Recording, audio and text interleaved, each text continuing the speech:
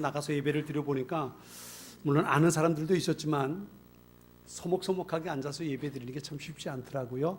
우리 교회 가족들과 함께 예배 드리는 것이 참 좋고 함께 예배 드릴 수 있어서 얼마나 행복한지 몰라요. 감사합니다. 자, 오늘 말씀 소그룹 나눔이 있을 텐데요. 여러분 번호 확인하셨나요? 네. 몇 번이십니까? 몇 번이신가요?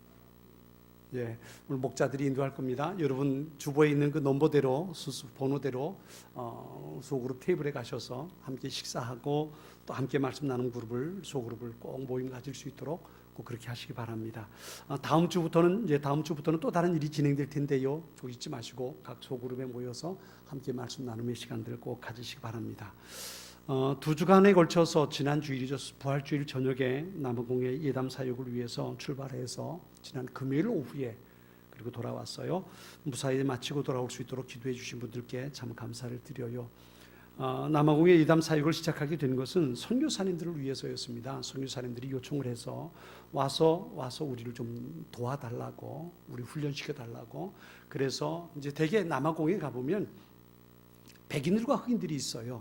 원래는 백인들이 정권을 잡고 있었지요. 그러다가 만델라 대통령 때 흑인 정권으로 바뀌었어요.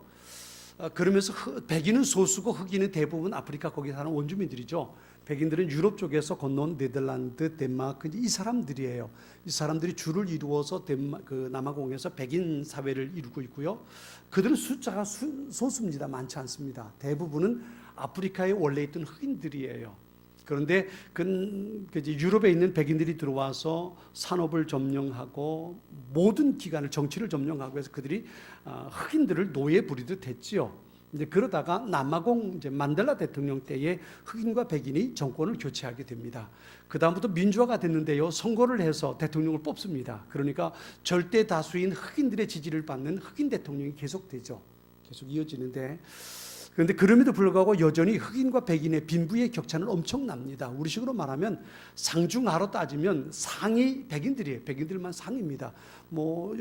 남아공 인구 가운데 그냥 15%나 20%밖에 되지 않아요. 그 사람들이 남아공의 모든 경제적인 주권을 잡고 있습니다. 굉장히 부자로 살지요. 백인 동네를 가보면 거기는 우리나라 사람들 사는 가운데도 귀촌, 저기 평창동에 사는 사람들 정도, 그 정도의 생활 수준을 가지고 삽니다. 굉장히 잘 살아요.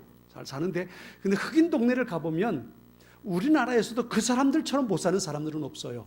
그냥 집이라고는 화장실도 없는 그걸 뭐라 하나요? 생철로 된 집에 살지요. 하수도도 없어. 비만 오면 오줌이고 똥이고 다 길거리에 나다니는 집 안에까지 들어오는 그런 생활을 하죠. 굉장히 가난하고 어렵게 삽니다. 그래서 우리 선교사님들이 가서 사역하는 곳은 대개 그런 흑인 지역입니다. 흑인 지역에 선교 사역을 하는데 선교사님들이 그런 요청을 했어요. 자기들이 흑인들을 섬길 수 있도록 예담 동산을 와서 자기들을 훈련시켜 주라. 그럼 자기들이 그 흑인들을 섬기면서 예담 동산 사역을 하겠다. 그래서 훈련시켜 달라고 해서 저희들이 3년 전부터 가기 시작했죠. 3번째 이번에 갔는데 처음에 그 선교사님들하고 약속은 그랬어요. 3번까지만 한다. 3번까지 해서 훈련시키고 4번째부터는 당신들이 흑인들을 섬겨라. 그리고 약속을 했습니다. 그래서 이번에 갈 때는 제가 모든 자료를 가지고 왔어요. 책을 4권을 만들어 가지고 가고요. USB 메모리에다가 제가 가지고 있는 모든 자료를 담아 가지고 선교사님들에게 주고 오려고 가져갔어요. 다 전해줬습니다. 다 전해줬는데 그런데 이번에 참석한 목사님, 이제 한인교회 목사님 부부가 계신데 그 목사님 부부가 끝나고 났는데 그러는 거예요. 다음에 한 번만 더 와서 우리 교회 교인들 훈련시켜주라. 우리 교인들 전부 다 참석하겠다. 100% 우리 교인들 참석해서 훈련받고 선교사님들을 도와서 흑인들을 돕겠다. 사역하겠다. 그러니까 한 번만 더 와서 우리 교인들을 훈련시켜달라고 그 얘기를 하는 걸 듣고 왔어요. 그래서 저희들은 이번까지만 오기로 생각했습니다. 아무튼 돌아가서 기도하고 저희들이 의논해 보겠습니다. 그리고 돌아왔어요. 근데 그 목사님하고 사모님하고 두 부부가 젊은 분이에요. 30대 후반 되는 젊은 부부인데 예담 동산의 사역에서 큰 은혜를 받았어요. 그리고는 왜 여기서 남아공에서 이 훈련이 진행되고 있는지 그 얘기를 듣고는 그러는 거예요. 그 교회 식구들이 한 50명 정도 되는데요. 우리 교인들 100% 다음엔 훈련 받겠다. 예담 동산 참석하겠다. 우리 교인들을 위해서 해주라. 그러면 우리가 선교사님들을 도와서 흑인들을 섬기도록 하겠다. 그렇게 얘기를 해서 고민입니다. 우린 여기까지라고 생각하고 왔습니다. 그리고 돌아왔어요. 아무튼 기도해 볼 일인 것 같아요. 하나님께서 주신 소중한 은혜가 그곳에 함께 나눌 수 있었으면 참 감사해요. 선교 참석한 선교사님들이 우리에게 정말 유익한 도구가 주어졌습니다. 그래요. 흑인들을 섬기는 게 얼마나 힘든지 그들이 많이 경험하고 있으니까 그들이 흑인들을 섬길 수 있는 소중한 도구가 하나 더 생겼다고, 그래 참 감사하다고 얘기를 해요. 그 얘기를 들으면 저도 참 감사했지요. 내가 뭔가 선교사님들을 도울 수 있는 기회가 됐다는 게 감사하고요. 또 물론 예한교회에서 많은 일을 했어요. 백 목사님 이번에 노회 때문에 못 갔어요. 부노회장이거든요. 노회 때문에 못 갔고 그 교회에서 근한 1,800만 원 가량을 후원을 했어요. 근데 그럼에도 불구하고 우리 교회도 나름대로 역할을 하고 그렇게 섬길 수 있는 기회가 돼서 얼마나 감사했는지 몰라요. 선교사님들에게 우리가 끼칠 수 있는, 또 우리가 응원하는 것이 전달된 것 같아서 얼마나 감사한지 모릅니다. 여러분을 위해서 기도해 주셔서 감사해요. 근데 이게 가는데 하루 오는데 하루 걸리거든요. 가는데 23시간, 오는데 22시간 걸려요. 근데 그렇게 비행기를 타고 왔는데 그러다 보니까 이제 시차 적응하는 게 참 쉽지 않아요. 금요일 날 오후에 왔는데 어제도 오후가 되니까 막 몸이 가라앉는 거예요. 가라앉아가지고 참 힘들었는데 오늘까지 그러지 않을까 싶어요. 시차 적응하는 게 참 쉽지 않더라고요. 근데 그럼에도 불구하고 그곳에서 하나님께서 주신 소중한 은혜를 나눌 수 있게 돼서 얼마나 감사한지 모릅니다. 여러분 많이 기도해 주셔서 그 일이 또 거기 남아공에 소중한 은혜의 씨앗들을 뿌리고 심을 수 있게 된 것이 하나님 앞에 참 감사하고 소중한 일이었던 것 같아요. 또 이 일을 할 수 있도록 기도해 주시고 또 협력해 주신 우리 교회 그리고 여러분들에게 참 감사를 드립니다. 오늘은 우리 교회 창립 기념주일입니다. 하나님께서 우리 교회를 이곳에 세워주신 것 참 감사하죠. 뿐만 아니라 오늘까지 우리 교회가 이곳에서 예배드리고 교회 공동체를 이룰 수 있도록 헌신하고 수고해 주신 분들이 참 많지요. 참 감사해요. 그분들의 수고를 따라서 오늘 우리가 교회를 이루고 하나님 앞에 예배드릴 수 있으니까 그것이 얼마나 놀라운 일이겠습니까? 여러분, 교회라는 게 뭘까요? 교회라는 건 이 건물을 말하는 거 아니죠. 이 공간을 말하는 건 아닙니다. 공간이 아니라 교회는 하나님을 믿는 사람들의 공동체라고 볼 수 있죠. 하나님께서 이 땅에 하나님의 나라를 건설해 가기 위해서 전초 기지로 만든 것이 바로 교회입니다. 그래서 어떤 장소가 아니라 예수 믿는 사람들이 모여 있는 그곳을 우리 교회라고 말합니다. 이 말을 다르게 말하면요, 어떤 신학자는 그렇게 말했어요. 교회를 통해서 하나님의 나라를 미리 맛보지 않는 사람은 하나님 나라에 대한 소망을 갖지 못할 수 있다 그랬어요. 이 말을 바꿔 말하면요, 교회는 하나님 나라를 이 땅에서 미리 맛볼 수 있는 곳이라는 거예요.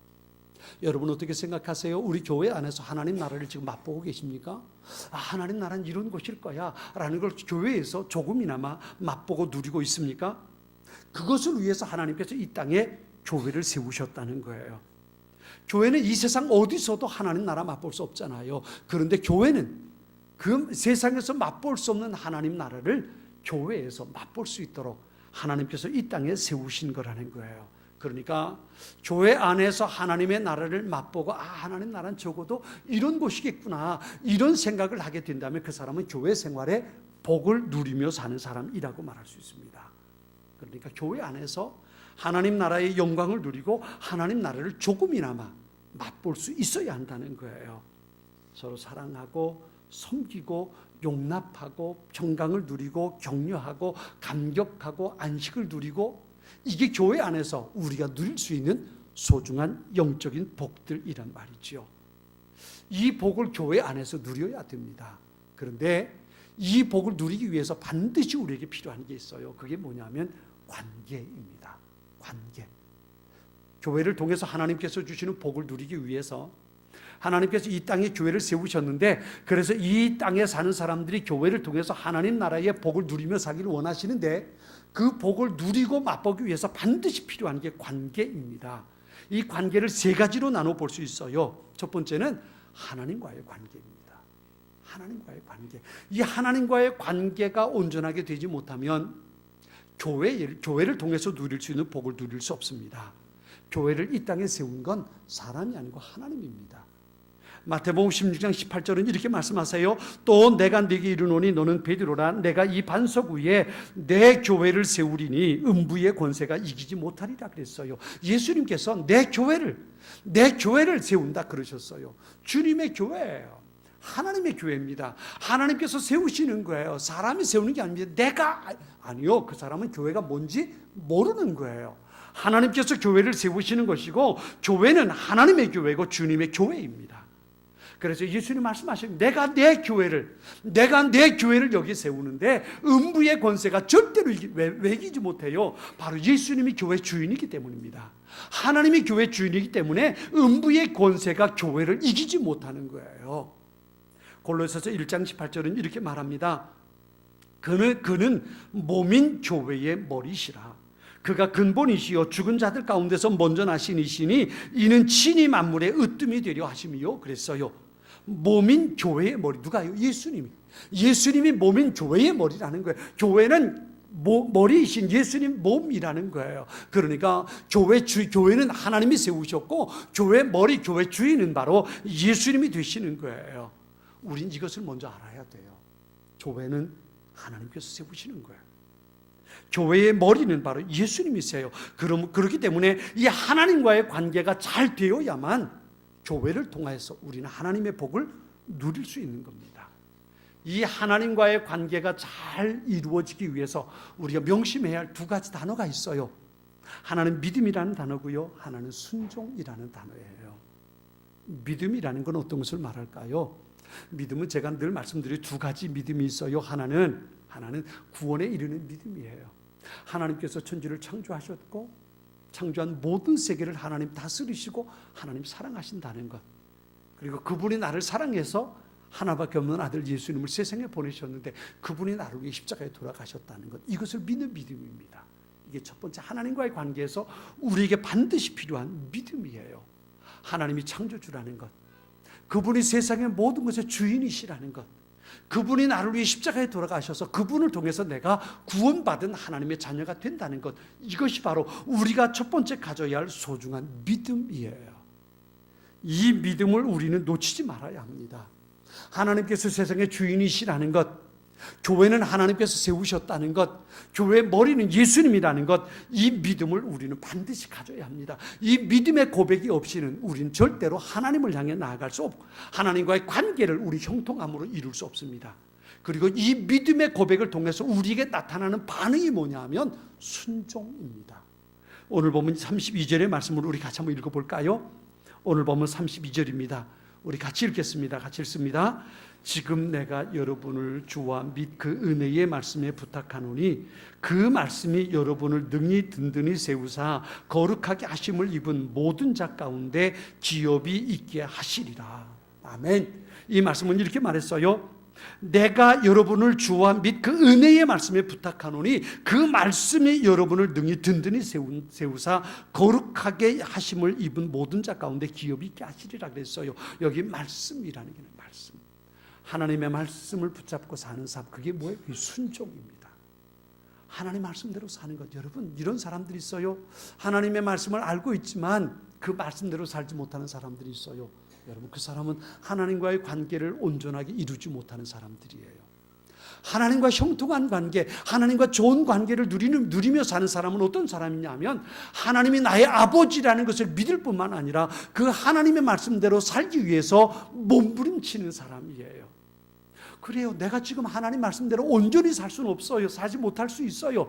그러나 그럴 때마다 내 마음을 애통해하면서 내가 하나님 말씀대로 살지 못했음을 애통해하고 어떻게 하든 하나님의 말씀에 순종하며 살려고 몸부림치고 애타하는 사람, 그 사람이 하나님과의 관계를 잘 만들어갈 수 있는 사람이에요. 여러분이 그런 사람들이 될 수 있기를 바랍니다. 하나님 말씀대로 100% 순종하며 사는 건 참 힘들어요. 여러분, 목사인 저도요, 그게 얼마나 힘든지 몰라요. 때로는 말씀대로 사는 기쁨을 누릴 때가 있어요. 내가 하나님 말씀대로 해냈다. 역시 내가 하나님 말씀이 나를 인도해 주시는구나. 그 고백을 가질 때가 있어요. 그러나 어떤 때는 내가 하나님 말씀에 실패했다는 것을 깨달을 때가 있어요. 내가 하나님 말씀 안에 온전히 있지 못했구나. 내가 하나님 말씀대로 내가 순종하지 못했구나. 그것을 깨달을 때가 있어요. 그래요. 우리는 100% 하나님의 말씀대로 순종해 산다는 게 참 어려운 가운데 있을 수 있어요. 그럴 때마다 다시 주님 앞에 돌아서서 회개하고 하나님 말씀 안에 있지 못했음을 주님 앞에 고백하고 내가 말씀 안에 있기를 원합니다. 기도하고 성령의 도우심을 구하며 살 수 있는 우리의 모습이 될 수 있어야 돼요. 그런데 많은 사람들은 어떻게 살아요? 하나님의 말씀을 알지만 그 말씀과 상관없이 사는 사람들이 얼마나 많은지 몰라요. 하나님 말씀을 알고 있어요. 하나님 말씀을 읽었어요. 하나님 말씀을 들어요. 맞아, 그렇게 살아야 돼 라고 깨달았어요. 그런데 삶 속에서 전혀 그 말씀과 상관없이 내 생각, 내가 옳은 대로 그렇게 살아가는 사람들이 얼마나 많은가 말이에요. 하나님의 말씀에서 떠나 있음에도 불구하고 내 마음에 찔림이 없어요. 아픔이 없어요. 하나님 앞에 회개하지 않아요. 하나님의 말씀과 상관없이 살아가는 많은 사람들이 있어요. 그러면서도 뭐라고 말해요? 나는 그리스도인입니다 라고 말하잖아요. 아니요, 그는 그리스도인이 아니에요. 그리스도인은 하나님의 말씀을 붙들고 사는 사람들입니다. 하나님이 나의 주인 되시고 그분이 내게 주시는 말씀을 가지고 어떻게든 살려고 몸부림치는 사람, 이 사람이 그리스도인이지, 주여 주여 주님의 이름만 부르고 말씀에 상관없이 순종하지 않고 사는 사람을 하나님의 자녀라고 말하지 않는 거예요. 하나님과의 좋은 관계를 이루어 가기 위해서 우리에게 두 가지 단어, 믿음과 순종이라는 단어가 필요합니다. 하나님을 나의 아버지로 믿는 것, 그리고 그분이 내게 주시는 말씀에 순종하며 사는 것, 이것이 하나님과 나와의 관계를 아름답게 이루어가는 비결입니다. 저와 여러분이 그런 사람들 될 수 있기를 주님의 이름으로 축원합니다. 하나님의 말씀과 상관없이 사는 사람은 결코 교회의 복을 누릴 수 없어요. 하나님과의 관계가 아름답게 형성되지 않는 사람은 교회를 통해서 하나님께서 주시는 복을 누릴 수 없는 겁니다. 가장 중요한 교회 복을 누리는 첫 번째 관계가 하나님과의 관계입니다. 이것이 교회를 통해서 하나님께서 주시는 복을 누리는 첫 번째 발걸음입니다. 두 번째는요, 교회 복을 누리기 위해서 두 번째 중요한 관계는 목회자와의 관계입니다. 다시 말하면 교회의 영적 리더와의 관계라고 볼 수 있죠. 흔히 이렇게 말을 해요. 교회는 하나님 보고 다니는 거지 사람 보고 다니는 거 아니야 라고 말하는 사람들이 있어요. 여러분, 그 말을 어떻게 생각하십니까? 그 말이요, 맞는 말이기도 하지만 틀린 말이기도 합니다. 여러분, 그래요. 교회는 하나님을 믿는 믿음으로 다니는 겁니다. 그런데 교회가 뭐예요? 교회는 사람의 공동체입니다. 하나님께서 세상에 있는 사람들을 불러서 하나님의 거룩한 공동체로 모아주셔서 이게 교회입니다. 다시 말하면 교회는 사람들의 공동체예요. 그 속에 분명 교회 머리는 예수님이기도 하고 교회 주인은 하나님이시지만 그곳에 모여 있는 건 하나님이 아니고 예수님이 아니고 사람들입니다. 사람들이 모여 있는 게 교회예요. 그렇기 때문에 사람들과의 관계가 좋아야 교회 생활의 복을 누릴 수 있고 교회 생활이 행복할 수 있는 거예요. 이게 사람들이 모여 있는 것이 교회라는 의미 속에서 볼 땐 우리의 갈등의 요소가 언제나 있을 수밖에 없습니다. 왜냐하면 교회에 모여 있는 사람들은 어떤 사람들이, 여러분 스스로 생각해 보세요. 나는 어떤 사람일까? 여러분 스스로 나는 완벽해 라고 말할 수 있는 사람이 있을까요? 여러분 가운데 나는 완벽해, 나는 조금도 흠이 없어, 난 부족하지 않아, 난 대단해 이렇게 생각하는 사람이 여러분에게 있습니까? 그렇다면 그 사람부터 가장 큰 문제가 있는 사람이잖아요. 세상에 있는 모든 사람들은 다 죄인일 수밖에 없고요, 문제를 가지고 있는 사람일 수밖에 없어요. 어거스틴이 그런 말을 했지요. 세상에 있는 모든 사람들은 다 죄인인데 어떤 사람은 자기가 죄인인 줄 모르는 죄인이 있고 어떤 사람은 자기가 죄인인 것을 깨닫고 고백하는 죄인이 있을 뿐이다 그랬어요. 세상의 모든 사람들은 죄인들 뿐이라는 거예요. 자기가 죄인인 것을 모르는 사람이 있고 자기가 죄인인 줄 아는 사람이 있을 뿐이지 세상에 있는 모든 사람들은 다 죄인이라는 거예요. 교회라고 다를까요? 교회도 마찬가지입니다. 교회도 모여 있는 사람들 모두가 다 죄인일 수밖에 없고 흠이 있고 부족한 사람들 뿐입니다.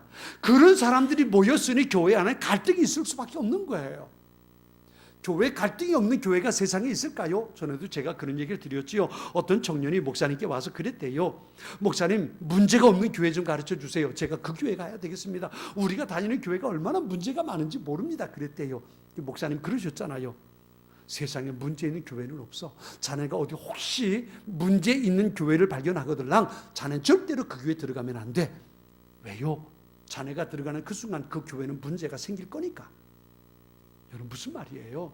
세상의 모든 교회는 문제가 있을 수밖에 없다는 거예요. 왜요? 문제 있는 사람들이 모이는 거니까요. 문제 있는 사람들, 조금 부족한 사람들이 모이는 것이 교회이기 때문에 교회는 언제나 갈등이 있을 수밖에 없고 갈등이 일어날 가능성이 있는 것이 교회라는 거예요. 그럼에도 불구하고 그 교회 안에서 하나님께서 주시는 복을 누리기 위해선 그 교회에 있는 사람들과의 관계를 잘 이루어야 됩니다. 그 첫 번째 관계가 목회자와의 관계예요. 여러분, 그래요. 목회자와의 관계가 좋지 않으면 교회 생활은 결코 행복할 수 없어요. 평안할 수 없어요. 제가 목사라서 말하는 게 아니고요. 아마 여러분 모두가 그런 경험들을 했을 거예요. 목회자와의 관계가 원만하지 않고 평안하지 못하면 교회 생활은 결코 행복할 수 없습니다. 행복할 수 없어요. 이번에 제가 남아공에 가서 세 교회 목회자들을 만났어요. 그리고 교회 성도들을 만났어요. 그런데 그 세 교회가 다 아픔을 가지고 있는 교회들이에요. 대표적인 것이 목회자와의 갈등을 가지고 있는 교회들이었습니다.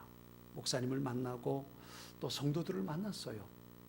서로들 가운데 아픔이 있는 것을 봅니다. 제가 그 모습을 보면서 교회 생활이 교회 생활이 행복하려면 반드시 목회자와의 관계가 좋아야 한다는 것을 생각합니다. 오늘 보면 28절 말씀 같이 한번 읽어볼까요? 28절입니다. 우리 같이 한번 읽겠습니다. 같이 읽습니다. 여러분은 자기를 위하여 또는 온 양떼를 위하여 삼가라.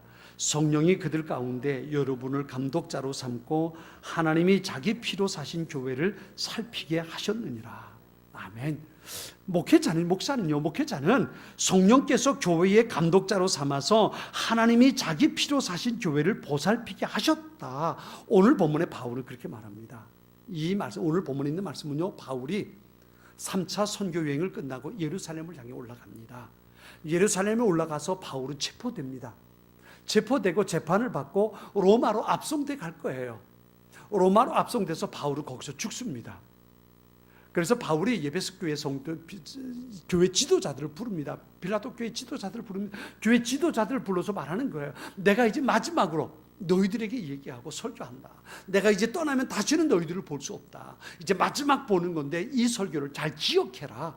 그러면서 하는 메시지가 오늘 본문의 메시지입니다. 오늘 보면 뒤에 보면요, 설교가 끝나고 난 후에 이 사도 바울과 거기에 온 교회 지도자들이 얼싸안고 웁니다. 왜냐하면 다시 볼 수 없으니까, 마지막이니까 서로 얼싸안고 우는 모습이 나와요. 그만큼 이 메시지가 바울이 마음의 모든 것을 기울여서 전하고 있는 메시지인 것을 볼 수 있어요. 그런데 교회 지도자들을 향해서 이렇게 말하는 거예요. 여러분은 자기를 위하여 또는 온 양떼를 위하여 삼가라. 성령이 그들 가운데 여러분을 감독자로 삼고 하나님이 자기 피로 사신 교회를 보살피게 했다 그랬어요. 목회자와의 관계에서 우리 성도들이 가져야 할 두 가지 단어, 명심해야 할 두 가지 단어가 있어요. 하나는요, 인정이라는 단어고요, 두 번째는 신뢰라는 단어예요. 하나님께서 교회의 영적인 지도자로 교회 목회자를 세우셨음을 인정해야 되는 거예요. 이것을 인정하지 못하면 그 다음에 목회자와의 관계는 아름답게 이어지지 못할 수 있어요. 우리 한국 교회 안에서도 마찬가지입니다. 서울에 있는 교회들이나 여러 많은 문제가 일어나는 교회들 가운데 대부분이 목회자와 성도들과의 관계예요. 모든 성도들이 그런 거 아니에요. 그 중에 어떤 분들이 목회자에 대해서 인정하지 못하는 부분들이 있어요. 그것 때문에 신뢰하지 못하고 그것 때문에 교회 안에 갈등이 일어나서 네 쪽 내 쪽 해가지고 편을 갈라서 다투고 있는 교회들이 얼마나 많은지 모릅니다. 그것이 한국에서뿐만 아니라 남아공에서 똑같고요, 세계 각처에서 똑같은 문제들이 일어나는 거예요. 하나님께서 교회를 위하여 세우신 영적 지도자라는 것을 인정할 수 있어야 돼요. 개신교와 천주교가 이 다른 것 가운데 하나가 만인사제직입니다.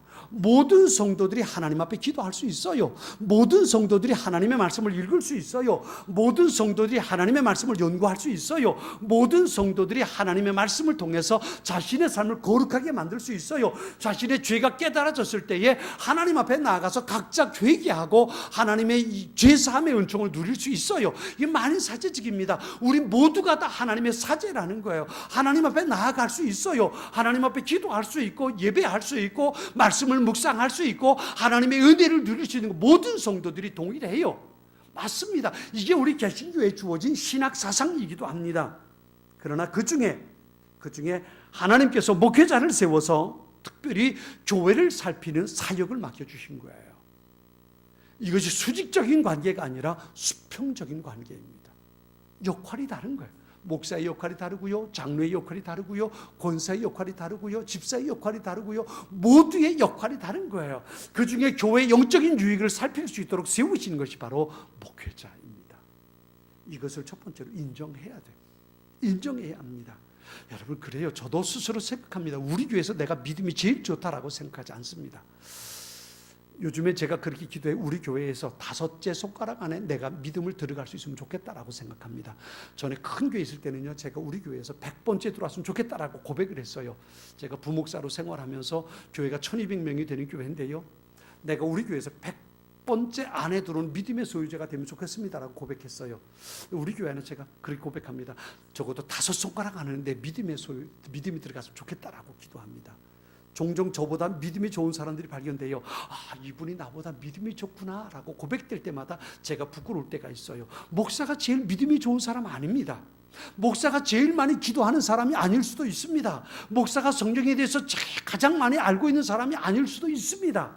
그러나 그럼에도 불구하고 하나님께서 교회 영적인 리더로 목사를 세우셨다는 거예요. 그래서요, 사탄이 가장 공격하는 게 누구냐면 목사입니다. 교회에서 목사가 무너지면 교회는 무너지게 돼 있거든요. 교회 가장 든든한 중심축이 목회자예요. 그가 무너지고 쓰러지고 흔들리면 교회는 흔들릴 수밖에 없어요. 그래서 사탄이 가장 많이 공격하는 것도 목회자가 되는 거예요. 우린 첫 번째 이 목회자의 권위를 인정해야 돼요. 하나님께서 우리 교회에 영적인 리더로 세우셨다는 것, 이것을 인정해야 됩니다. 그리고 그 목회자가 기도하고 사역하는 것들에 대해서 신뢰할 수 있어야 되는 거예요. 하나님께서 교회를 살피게 하셨어요. 교인들의 영적인 유익을 돌보게 하셨어요. 교회를 돌보고 살필 수 있는 그런 사역을 목회자에게 맡겨주셨어요. 그래서 교회를 위해서 기도하고 교회의 유익을 돌보고 말씀을 준비하고 어떻게 하든 교회가 거룩하게 설 수 있도록 힘쓰고 애쓰고 사역하는 게 목사에게 주어진 사역이란 말이에요. 그래서 하나님 앞에 섰을 때 가장 처절하게 심판을 받을 수 있는 것도 목회자입니다. 왜냐하면 하나님께서 그에게 맡겨주신 것이 특별하기 때문에 그렇습니다. 부족한 것이 보일 수 있습니다. 그럴 때는 기도하며 격려해야 되는 거예요. 이번에도 가서 몇몇 사람들을 만나면서 그런 얘기했어요. 우리 목사님은 그렇게 얘기를 해요. 제가 생각해도 그 목사님 저보다 낫습니다.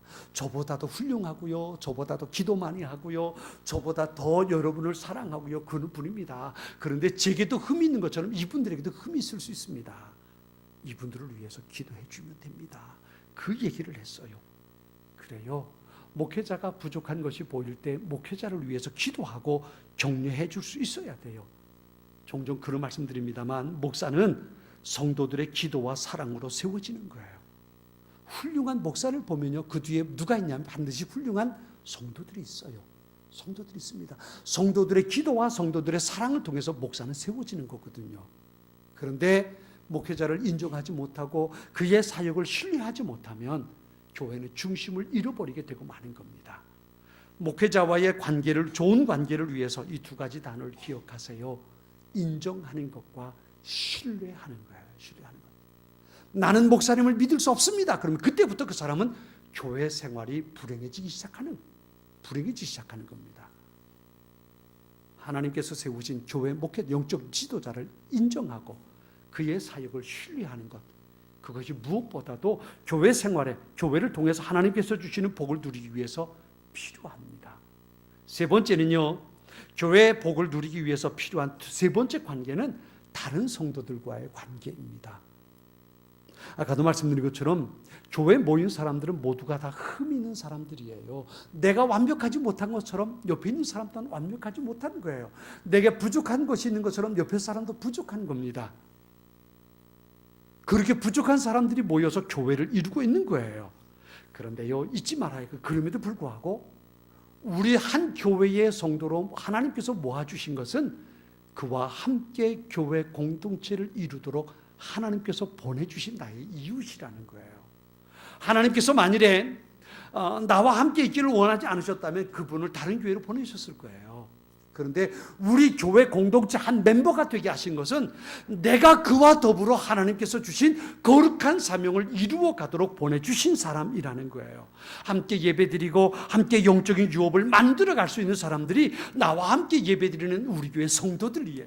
성도들입니다. 그런 의미에서 볼 때에 함께 교회에 속한 성도는 매우 소중한 사람들입니다. 그렇기 때문에 다른 성도들과의 관계를 위해서 중요한 두 가지 단어를 생각해 보면 첫 번째 단어가 동역이라는 단어고요. 두 번째 단어는 섬김이라는 단어입니다. 하나님께서 나와 함께 하나님의 거룩한 뜻을 이루어 가도록 보내주신 나의 동역자들이에요. 내가 생각해 하찮은 사람 같아서 저 사람은 왜 우리 교회 안에 있어? 라고 생각할지 몰라도요. 하나님께서 그 사람을 우리 교회 안에 보내셔서 그 사람과 함께 이루어가게 하실 일이 있기 때문에 보내신 거란 말이에요. 여러분, 교회는 흔히 바울이 얘기하는 것 가운데 교회론 가운데 교회는 주님의 몸이라고 말해요. 그리고 우리는 지체라고 말합니다. 여러분 생각해 보세요. 우리 몸에 있는 어떤 지체 가운데 필요 없는 지체가 있던가요? 없어요. 없습니다. 우리 몸에 있는 모든 지체는 반드시 필요해서 거기 있게 만듭니다. 심지어 우리 눈썹까지도요, 우리의 발톱까지도요, 필요해서 하나님께서 우리 몸 안에 만들어 놓으신 것들이에요. 마찬가지예요. 교회 안에 있는 모든 성도는 우리 교회 하나님께서 맡겨주신 사역을 위해서 반드시 필요하기 때문에 우리 교회 공동체 한 멤버로 만들어 주신 거예요. 그래서 나의 동역자입니다. 우리의 동역자, 함께 하나님의 일을 이루어 갈 수 있도록 보내주신 소중한 사람들이에요. 우리 다시 한번 옆에 분들과 함께 이렇게 인사할까요? 당신은 나의 동역자입니다. 옆에 계셔 주셔서 참 감사합니다. 뒤에 말도 해야 돼요. 함께 있어 주셔서 참 감사합니다. 하나님께서 보내주신 소중한 동역자입니다.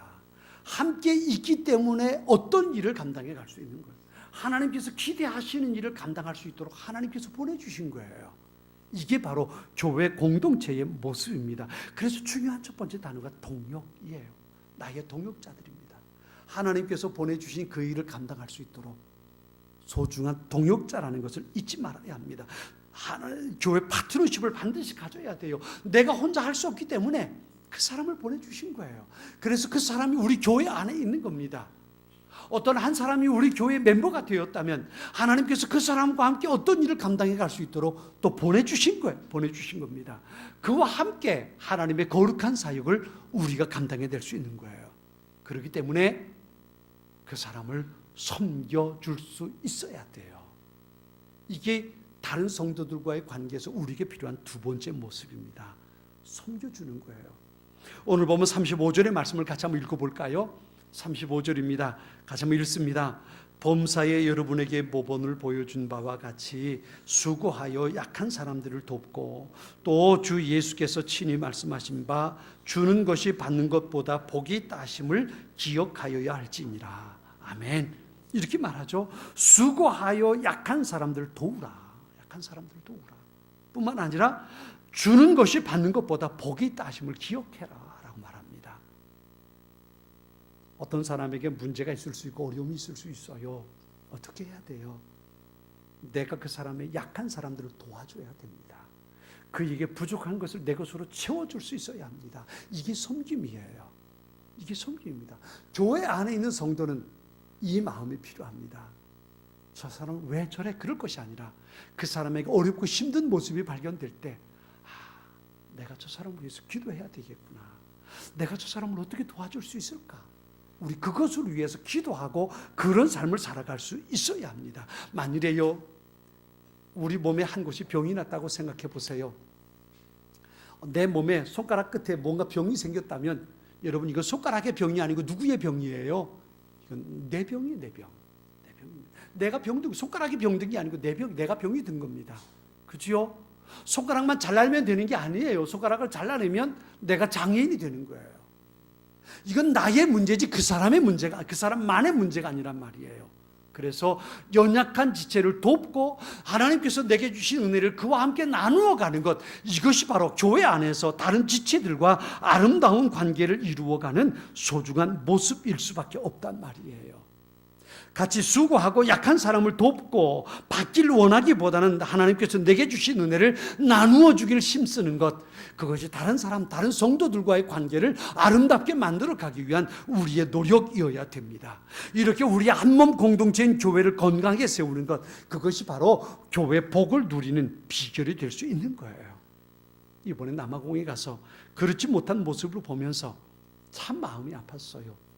그들이 더 잘 섬길 수 있었으면 좋았을 텐데, 교회 가족들이 서로 나누어져 있는 모습을 보면서 이들이 하나가 돼야 하나님께서 이들을 통해 놀라운 일들을 이루어갈 수 있을 텐데, 이제 그런 생각이 드는 거예요.